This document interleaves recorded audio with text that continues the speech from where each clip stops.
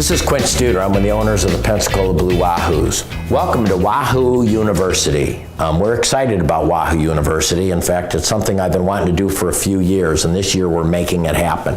Why? Because of investment in you. You've invested in us. You've invested your time, your career development with us. One of the things I've always noticed is when somebody comes here, they learn their job or their department.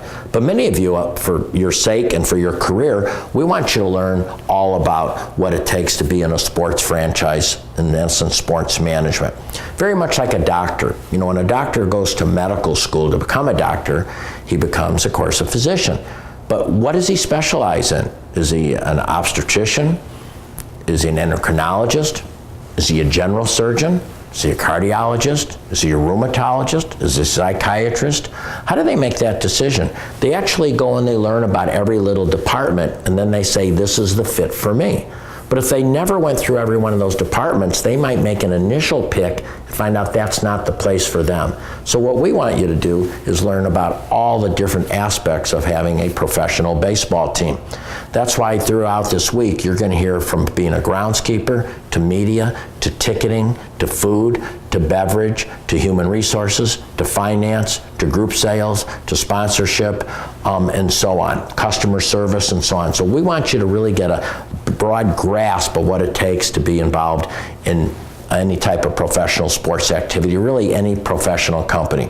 Because we want to be the very best. We don't want to be the very best baseball, we want to be the very best organization.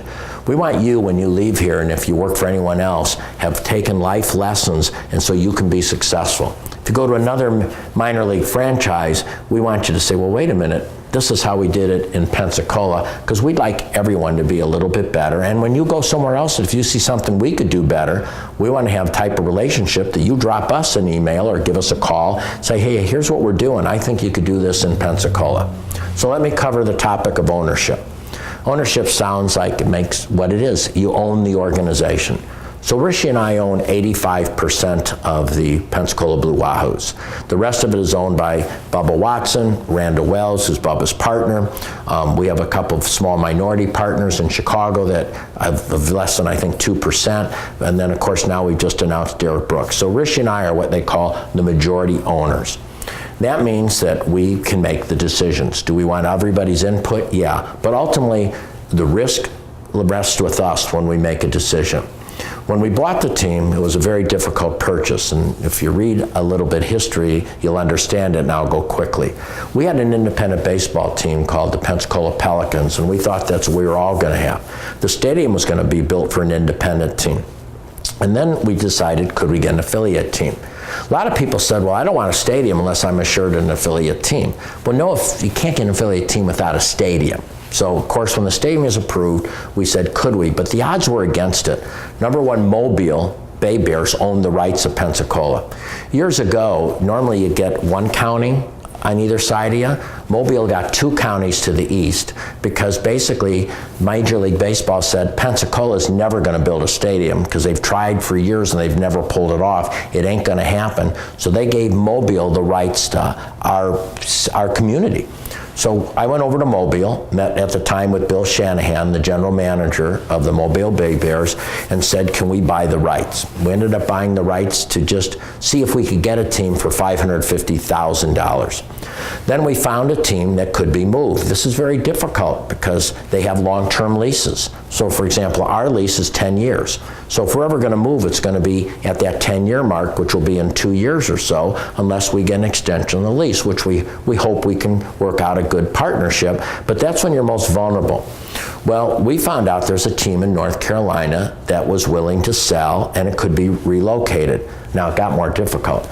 So we bought the Carolina Mudcats. We let them keep the name, and I explained that a little bit, for about $15 million. So now then we had to get approval to move.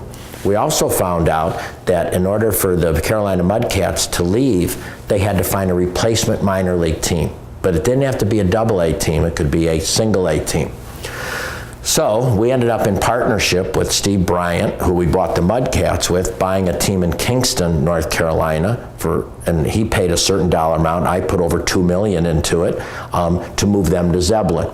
By the time you paid for attorney fees, entry fees, everything else, and certainly the $3 million that we put into the stadium besides the $15 million in public was way over a $20 million investment. In fact, if we could have taken that $20 million, put in the stock market, we'd been much better off financially than owning a minor league baseball team, but it wouldn't have the impact on the community that we wanted. Also, just for a little bit of database, when you buy a minor league baseball team, you can only have about 40% debt. So if you buy a team for, let's say, $10 million, which there's no team for $10 million, practically, you can borrow 4, but you have to put 6 down. Now, we're fortunate, we have no debt on the Pensacola Blue Wahoos. So that elevates what it looks like our profits. And we have to realize that. So sometimes if we compare ourselves to other teams, we think, well, we're better than them because we're more profitable, but it could be because of debt. But we certainly want to make a profit because that profit allows us to put in new video boards.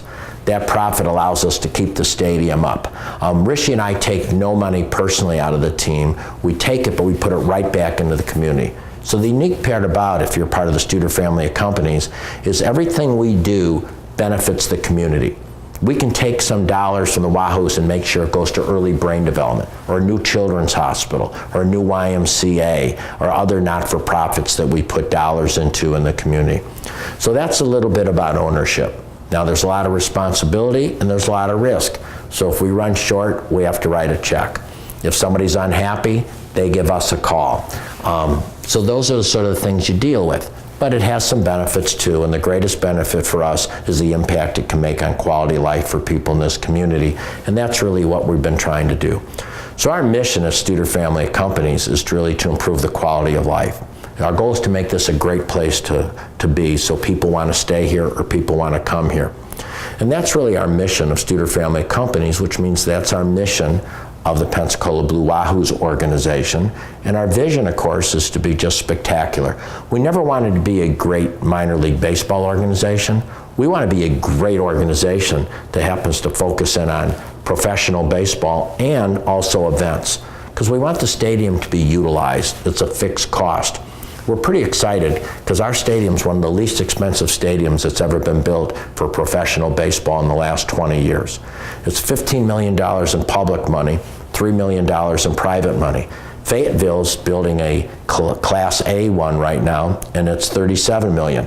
Huntsville's new one, or Madison, the Bay Bears are going to move to, is $44 million.